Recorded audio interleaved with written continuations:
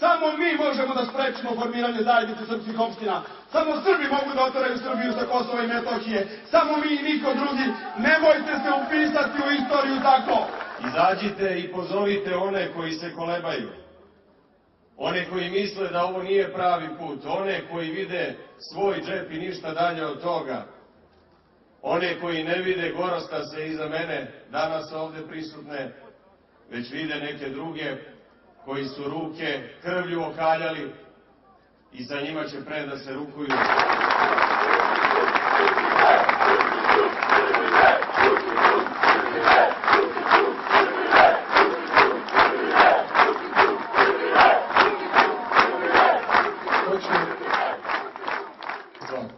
Srbija vas nije, Srbija ne sme, Srbija ne može i Srbija vas nikada, dragi prijatelji, neće ostaviti.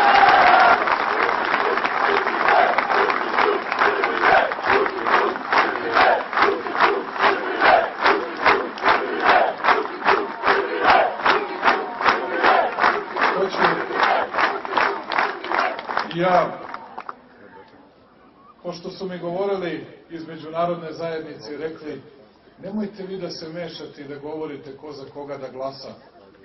Ja neću da govorim za koga da glasate, a vidite na čijem sam skupu. Kako to da je ta država divna i najbolja na svetu kada vam isplaćuje plate, kada vam isplaćuje penzije, a ta država ništa ne valja kada vas zamoli da izađete na jedne izbore, da pokušamo da imamo veći uticaj na Kosovo i Metohiji, da pokušamo da odlučujemo više. I ne zaboravite još jednu stvar, da dobijemo i međunarodnu verifikaciju, da dobijemo potvrdu od međunarodne zajednice za postojanje zajednice. Ne razumijem apsolutno. Razumeo bih da ima smisla da kažete protiv smo Aleksandra Vučića ili Srpske napredne stranke. To mogu da razumijem. Ali vi znate da sa svim tim nemate nikakvu šansu, pošto mi u celoj Srbiji ćemo osvojiti više glasova nego svi ostali zajedno. Znači, nije vam to cilj. Šta vam je cilj? Da napakostite svom narodu? Ne razumijem.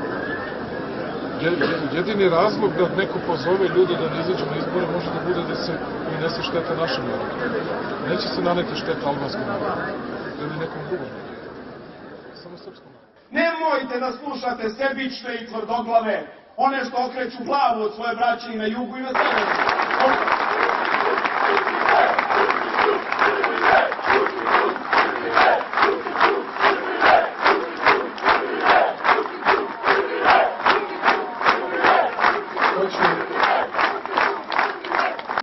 I oni neka znaju